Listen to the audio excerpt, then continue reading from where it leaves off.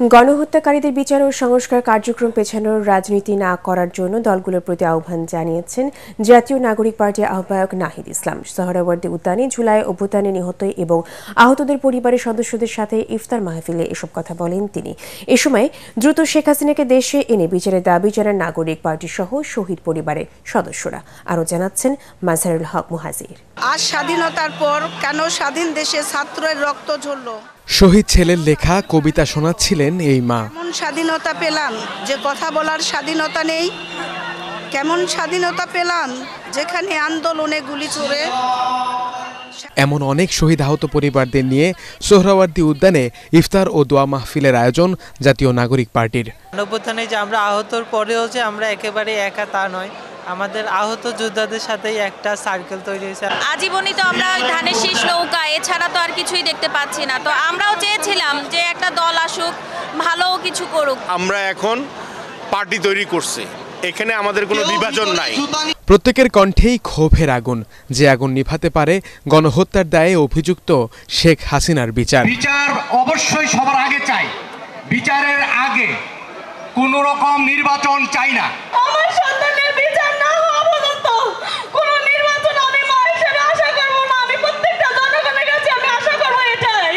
অন্তর্বর্তী সরকার আওয়ামী লীগের দৃশ্যমান বিচার নিশ্চিত করতে না পারলে আবারও রাজপথে নামার হুঁশিয়ারি দেন নাগরিক পার্টির নেতারা। কোনো প্রকার ছলছাতুরির মধ্য দিয়ে, শুধুমাত্র নির্বাচনের আলোপের মধ্য দিয়ে সংস্কার এবং বিচারের যে দাবি, সেই দাবি থেকে জনতাকে পিছুপা করে রাখা সম্ভব নয়। এই যে এত ত্যাগ, এত তিতিক্ষা শুধুমাত্র এক শাসক থেকে আরেক শাসকের জন্য না, বরঞ্চ আমাদের পুরো শাসন ব্যবস্থাটাই যাতে বদলায়, পুরো ব্যবস্থাটাই যাতে সাধারণ মানুষের জন্য কাজ করে। খুনি হাসিনা আওয়ামী লীগকে অতি সত্বর বিচারের কাঠগড়ে আমাদেরকে নিয়ে আসতে হবে। যেই রক্তের উপরে দাঁড়িয়ে নির্বাচনের কথা বলো, সেই রক্তের বিচার না চাইতে বেঈমানের মতো এভাবে নির্বাচনের কথা বলতে লজ্জা লাগে না?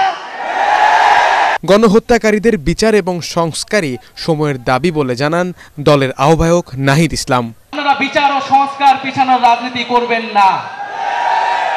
বিচার ও সংস্কারের প্রতি ঐক্যমত পোষণ করুন।